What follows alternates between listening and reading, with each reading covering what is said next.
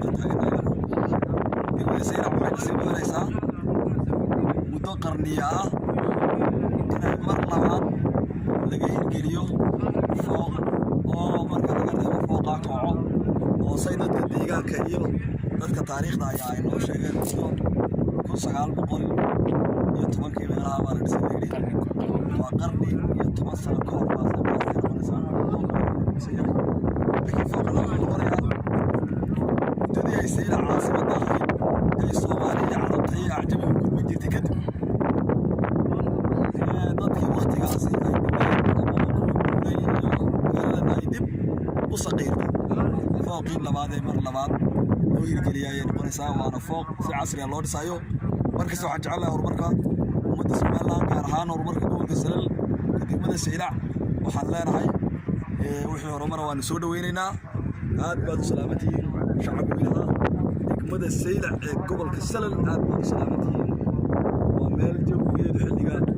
وبها بالجيران كويا قطاي وقوب تاريخية هذا الكيسان وطاس وحاي نوشيغان عقاشا وحقرات كديغان كدقمة السيلع قبل كسلل إني ميشن جيرتو كدواد أفضل بقول إيه 17 سنة كهر عيانا بس حتى سنة كان هذا الكيسان وحبا وحكمان نقولين وحينا هايد قوب تاريخية oo ay muxuu ahaa la dhigto muxuu ahaa buugaagta iyo waxyaabahaasi sidoo kale waxa ay dadka reer Saylac ay noo sheegeen inay goobtan tahay goobtii waqti 470 sano ka hor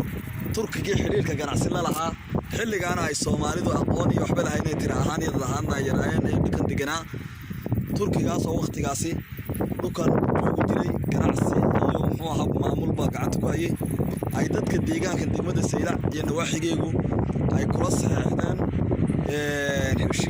heshiis kaas oo ah in haddii uu Saylac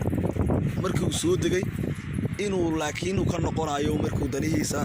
iyo ganacsigiisa awliisu dhamaado meeluna la haynin laakiin uu noqon karayo kula socdeen markaas uu ninkii Turkiga waxa la yidhi dadka reer Saylac noo sheegeen warqaday la soo baxeen Turkiga oo ay kala saxanayna markay danaha iyaga dhaqaale iyo kuwa siyaasadeed gobolka Geeska Afrika kale ay dhabato waan laamayna bay yiraahdeen warqadaha badii saxayna marka dadka deegaanku way diideen bal ay warqad iyo wixii oo dhan samay oo jireen hatta asal loo sheegay dadkii soo jireenka ahay xilliga isticmaalka Ingiriiska 1900 iyo shantii 1940 Ingiriisku deegaanadan Britain Somali baa loo diray oo haysan jireen waqtigaana uu yaalaa leeyo waqtiga waa yaalay laakiin xilliga daba gacanta lagu hayo waxa laga helayaa maktabada warka noo sheegay Faransiiska ku yaala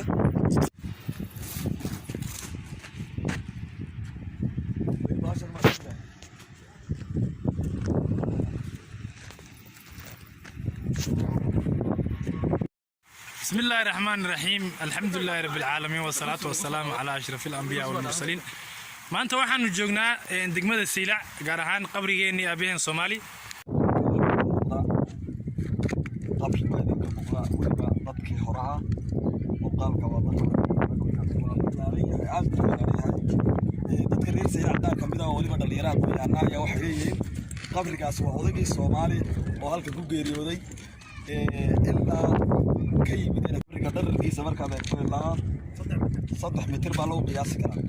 taasina waxay ku tusi kartaa inuu qabrigani dadka hore waaweynaa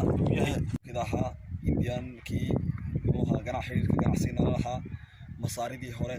wal wada garanaya oo ugu yaraan dana soo kala qarnigii nabiga sallallahu alayhi wasallam halka waxa yimid asxaab ilaa 13 asxaabi baa lagu qiyaasaa markii dambe xagga Itoobiya noo dhaafay taasi waxay ka turjumaysaa faca iyo taariikhda ballaaran ee degmada Saylac leedahay waxaana laga yaabaa maadaama meelihii